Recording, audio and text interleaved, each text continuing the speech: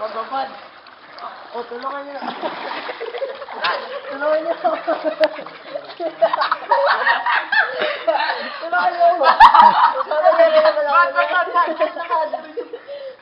Uy, tulungan mo. Bad.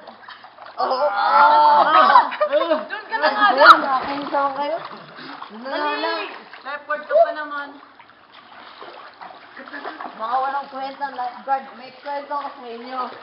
Ano ang kwento? At ayun yung pagiging lifeguard dito sa public swimming pool na to. Nakasave na ako ng kwenta ng tao. Pinataon na Cebu. Yung sa pagkalunod, talagang naalala ko pa sa pagligtas sa kanila. Grabe naman yun ah. Galing mo naman. Mayabang ka na niyan. Ah, 5 years pa lang ko rito. 5 years old. Ang pangalan itong batang to.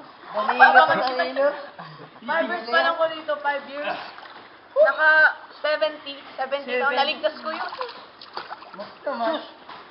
Naligtas nyo yun? Oo. Siguro di naman yun nalulunod. Oh, bakit? Bakit ikaw? Ako, yung unang taong ko pa lang dito. Oh. 100. Saan naligtas ko yun? Isang wala kayo. Daan.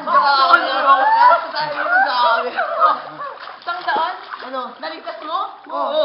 Oo. Naligtas mo yun. Sino naman sabi, tinulungan ko sila.